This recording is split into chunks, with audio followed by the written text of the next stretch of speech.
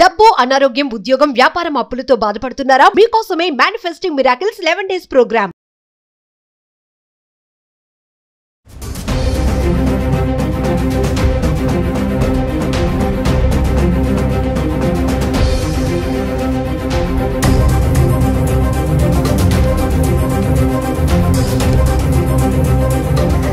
Hi hello నమస్తే, welcome back to Suman TV. ప్రస్తుతం మనతో పాటు ఉన్నారు analyst and TEDx speaker Nandi Rameshwararao గారు. సార్తో మాట్లాడదాం.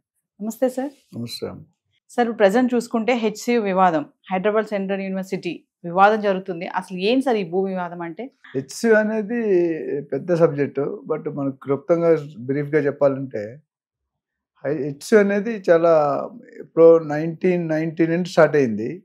ఇది ఇందిరాగాంధీ టైంలో 1974లో ఉస్మాన్ యూనివర్సిటీ ఇచ్చారు 1600 acres అప్పట్లో. సో దాని తర్వాత ఏమైందంటే మన ఎంటైర్ యునైటెడ్ ఏపీని, అంతకుముందు తెలంగాణ ఆంధ్ర కలిపి ఉండేది, అయితే అక్కడ రకరకాల 6 సెగ్మెంట్లు చేశారు. ఆంధ్ర, రాయలసీమ, తెలంగాణ అట్లా మిగతా అన్నీ చేసుకొని 6 సెగ్మెంట్స్ నుండి మనుషులు వస్తున్నారు. అక్కడ సెంట్రల్గా ఒక ప్లేస్ కావాలని ఒక ఐడియా వచ్చింది. అంటే ఇతర స్టేట్స్ నుండి వస్తున్నారు, మన ఏపీలో 6 సెగ్మెంట్ నుండి వస్తున్నారు, కాబట్టి దానికి సపరేట్ యూనివర్సిటీ మంచిదని హెచ్సియు అనేది స్థాపించడం జరిగింది. 1975లో 2354 ఎకరాలు ఇవ్వడం జరిగింది. సో 2350 ఎకరాలు అనేది చాలా పెద్ద ప్లేస్. ఆల్మోస్ట్ ఉస్మానియా కంటే 1.5 times 600, 2300. సో అది అలా కంటిన్యూ అవుతూ వచ్చింది. అయితే దీని ముందు ఇంకో విషయం చెప్పాలి. అమెరికాలో మ్యాన్హట్టన్ యూనివర్సిటీ అని ఉంది, అది 14,300 ఎకరాలు. సో దాంట్లో 800 acres సెంట్రల్ పార్క్. అంటే ఎలా చేశారంటే ఇది పార్క్ మాట, ఇవన్నీ బిల్డింగ్స్, 4 side బిల్డింగ్, మధ్యలో సెంట్రల్ పార్క్, ఫుల్ గ్రీనరీ. వీలైతే ఆ ఇమేజ్ చూపించండి, దొరుకుతుంది మ్యాన్హట్టన్ యూనివర్సిటీ. సో ఆ గ్రీనరీ ఏంటంటే ఒక లంగ్ లాంటిది. ఆ ప్రస్తుతం ఉన్న స్టేట్కి మనిషికి లంగ్ ఎంత ఇంపార్టెంటో అక్కడ లంగ్ స్పేస్ అంటాం. అడ్వర్టైజ్మెంట్ చేసి కొంతమంది అడ్వర్టైజ్మెంట్ మొత్తం నింపేస్తారు, కొంతమంది సింపుల్గా ఇస్తారు, మధ్యలో గ్యాప్ పెట్టిన దానికి ఎక్కువ వాల్యూ ఉంటుంది. ఫుల్ నింపేసి క్లమ్జీ అయిపోతుంది. మేకప్ కూడా కొంతమంది మొత్తం బాడీ నుండి అంత చూడలేం, సింపుల్గా ఉంటే బాగుంటుంది. అదేవిధంగా ఈ 2354 ఎకరాలని అది నడిపిస్తూ ఉన్నారు. అయితే అది ఏమైందంటే కొంతకాలం క్రితం ఒక సీఎం ఉన్నప్పుడు, పేరు నేను చెప్పట్లేదు, ఒక 2354 ఎకరాల్లో ఒక 800 ఎకరాలని గవర్నమెంట్ బిల్డింగ్స్ ఇచ్చారు. ఆల్రెడీ సపరేట్ అయిపోయింది. అక్కడ నుండి వాణిజ్య కార్యక్రమాలు జరుగుతున్నాయి వాణిజ్యపరంగా. ఆ రిమైనింగ్ దాంట్లో ఒక 400 ఎకరాలు ఐఎంజీ అనే కంపెనీకి ఇవ్వడం జరిగింది.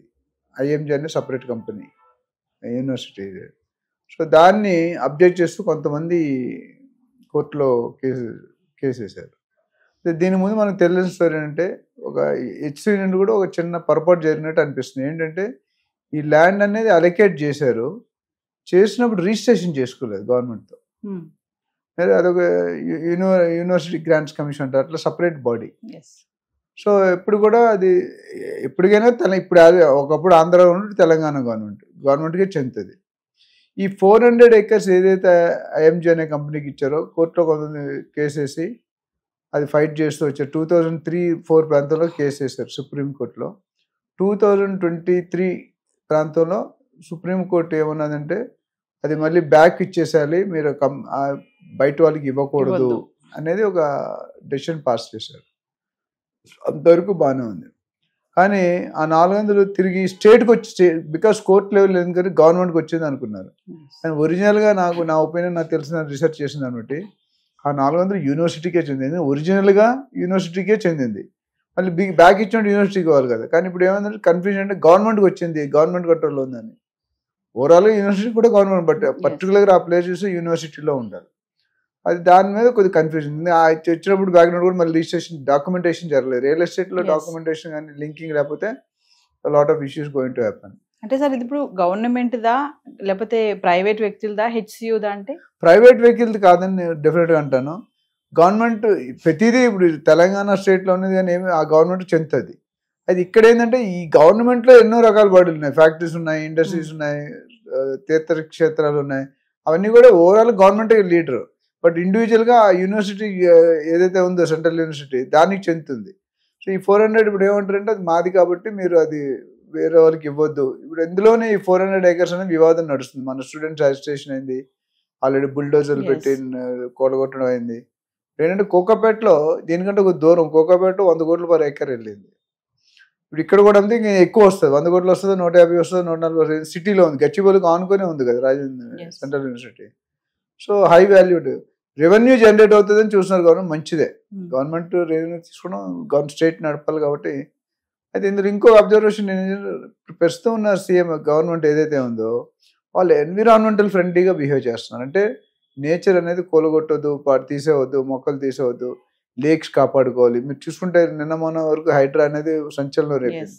హైడ్రా ఇనిషియేటివ్ అనేది very good initiative by CM గారు. నేను ఇంతమంది చాలా మంది సీఎంలు వచ్చారు కానీ అంత శ్రద్ధ ఎందుకు పెట్టలేదని డెఫినెట్ పెట్టారు. ఉద్దేశం అయితే చాలా మంచిది. అది చేయడంలో చిన్న లోటుపాట్లు జరిగినాయి, రియాక్షన్స్ వచ్చినాయి. అది ఇప్పుడు చూసుకుంటే చాలా స్మూత్ అయిపోయింది. ఒక 6 నెలల క్రితం 5 నెలల క్రితం వచ్చింది. అప్పటికి ఇప్పటికి చూసుకుంటే హైడ్రా పనితీరులో చాలా మార్పులు వచ్చాయి. పబ్లిక్ ఇబ్బందులు దృష్టిలో పెట్టుకుంటున్నారు, వాళ్ళకి ఆల్టర్నేటివ్ చూపిస్తున్నారు. 1000 ఎకరాలు భూమి ఐడెంటిఫై చేశారు, డెవలప్మెంట్ ప్యాట్ కేసీఆర్ గారి టైంలో కట్టిన ఎలకేట్ చేస్తున్నారు. సో సర్దుబాటు అయిందని చెప్పి అది ఇంటెన్షన్ ఇస్ వెరీ పాజిటివ్. ఎందుకంటే ఈ స్టెప్ తీసుకోకపోతే ప్రాబబ్లీ ఇంకొక 20 సంవత్సరాలు చెరువులే ఉండవు. అంటే సార్ మరి పర్యావరణానికి ముప్పు కలిగించొద్దని అంటున్నారు, బాగుంది. మరి హైదరాబాద్ నిర్మాణం అంతా కూడా ఈ డిస్టర్బ్ చేశారు కదా, మరి దీన్ని ఎలా అంటే చేసిన వరకు చేసింది, తర్వాత కూడా చేయాలని లేదు కదా. ఇప్పుడు 2 యాంగిల్, గవర్నమెంట్కి రెవెన్యూ తేవాలనుకోవడం గవర్నమెంట్ కరెక్టే. బట్ నేచర్ పర్యావరణం ఇప్పుడు మొత్తం హైదరాబాద్ 2 ఉన్నాయి మీకు తెలుసా. ఒకటి కేబీఆర్ పార్క్ మా ఇంటి పక్కనే, రెండోది హెచ్. ఈ రెండింటికి ఉన్నంత గ్రీనరీ ఇంకెక్కడా లేదు నాకు తెలిసినంత వరకు. సో గ్రీనరీ వల్ల ఆక్సిజన్ ప్రొడ్యూస్ అవుతుంది. మీరు వాకింగ్ మార్నింగ్ చూస్తే పెద్ద పెద్ద విఐపీలు, టాప్ సెలబ్రిటీస్ అందరూ కూడా కేబీఆర్ పార్క్ చుట్టూ రన్నింగ్ చేస్తారు. అట్లా చాలా పార్కులు ఉన్నాయి. బట్ మేజర్గా అక్కడికి ఇక్కడికి 100 ఎకరాల్లో భూమి ఉంది. సో ఆ భూమి వల్ల ఎంతో ప్రొటెక్షన్, నేచర్ క్యూర్ అంటారు కదా, నేచర్ క్యూర్ హాస్పిటల్స్ ఉన్నాయి. ఆ నేచర్ క్యూర్కి చాలా మంచిది. ఎందుకంటే ఏది చేయలేదు గ్రీనరీ చేయగలుగుతుంది. అదే మీ బాడీ డైట్ చూసుకున్న గ్రీనరీ తినే వాళ్ళకి బాడీ క్లియర్గా ఉంటుంది, ఫంక్షన్స్ కానీ యాక్టివిటీస్ కానీ. ఆ విధంగా చూసుకుంటే సో పర్సనల్గా స్టూడెంట్స్ ఏమంటారంటే ఇది మా యూనివర్సిటీ చెందింది, నేను అక్కడ విన్నాను కూడా న్యూస్లో, చాలా ప్రొటెస్ట్ చేస్తున్నారు. మేము ప్రొటెస్ట్ చేస్తున్నాం ఎందుకంటే మేము alumni of the university 1990s 2000లో చదువుకొని బయటకు వచ్చాం కాబట్టి ఉంచాలనేది వాళ్ళ కోరిక. అయితే మరి దాన్ని ఇప్పుడు ఆల్రెడీ స్టే వచ్చింది దానికి, అది డెసిషన్ ఎంత అవుతుంది ఏమవుతుంది మనకు తెలియదు. ఓవరాల్గా అయితే గవర్నమెంట్ ఇనిషియేటివ్ కూడా కరెక్టే, ఈ యూనివర్సిటీ అడిగేది కరెక్టే. సో 2 కంపేర్ చేసుకుంటే ఏది టాప్ అనేది పెద్దల డెసిషన్ తీసుకు, మీరు నేను కానీ వినడమే తప్ప, మనకు తెలిసిన ఇన్ఫర్మేషన్ డిస్కస్ చేయడం తప్ప తెలియని ఇన్ఫర్మేషన్ కోసం మాట్లాడడం. అంటే ప్రభుత్వం అమ్మాలనుకుంటుంది జాబ్స్ కల్పించడానికని అంటున్నారు సార్, మరి నిజంగానే జాబ్స్ వస్తాయంటారా? ఇప్పుడు ఇంగ్లీష్లో ఒక ప్రావర్బ్ ఉంది, 1 machine's output is input to some other machine. అదేనా 1 machine's output టెక్నికల్గా ఎలా ఏమంటే, అంటే ఇప్పుడు ఒక ప్రాసెస్ చేయాలంటే, ఒక టేబుల్ చేయాలంటే ముందు కాళ్ళు చేయాలి, ప్లాట్ఫామ్ చేయాలి, ఆ మెషిన్ అవుట్పుట్ టేబుల్ చేయడానికి వస్తుంది. అట్లా ఇక్కడ ఏంటంటే ల్యాండ్ తీసుకొని డెవలప్మెంట్ రియల్ ఎస్టేట్ చేస్తే కంపెనీలు వస్తాయి, కంపెనీలు వస్తే ఎంప్లాయ్ వస్తే డబ్బులు వస్తాయి అనే ధోరణిలో ఉన్నారు. ఒక యాంగిల్ డెఫినెట్లీ కరెక్టే. But at the same time greenery కొట్టుకుంటూ పోతే మరి హెల్త్ కండిషన్స్ ఏమవుతాయి? అక్కడ యూనివర్సిటీ అంత పేరు ఏంటంటే జనరల్ ఏ యూనివర్సిటీ చూసినా ఉస్మానియా కానీ ఆంధ్ర అని చూసుకుంటే 100 ఎకరాలు ఉంటుంది. ఎందుకంటే ఆ టైప్ ఆఫ్ అట్మాస్ఫియర్ కావాలి, రీసెర్చ్ సైంటిస్ట్ ఉంటారు, పెద్ద పెద్ద పీజీ చేసిన వాళ్ళు ఉంటారు, వాళ్ళందరూ కూడా మంచి సానుకూలమైన వాతావరణం ఉంటే మంచిది అనేది ఉద్దేశం. ఇది తీసేస్తే డిస్టర్బెన్స్. ఇప్పుడు బిల్డింగ్స్ అక్కడ కట్టామనుకోండి, ట్రాన్స్పోర్టేషన్ ఉంటుంది, పొల్యూషన్ ఉంటుంది, గార్బేజ్ ఉంటుంది, డ్రైనేజ్ ఉంటుంది, ఇవన్నీ కూడా వాటర్ హార్వెస్టింగ్ అనేది తగ్గిపోతుంది. ఇప్పుడు అడుగు ఉంటే ల్యాండ్ ఉంటే డైరెక్ట్ వాటర్ హార్వెస్టింగ్. అక్కడ ఇప్పుడు ఎక్కడైనా ఇట్లా ఫారెస్ట్ ఏరియాలో కొడితే తక్కువ డెప్త్లో, ఇప్పుడు మనం ఉన్న ఏరియాలో 3000 2000 స్క్వేర్ ఫీట్ కొడితే కానీ నీళ్ళు పడవు, కొట్టినా పడుతుందో లేదో తెలియదు. అవన్నీ దృష్టిలో పెట్టుకుంటే అంటే రెండు డిస్కషన్స్ కరెక్టే.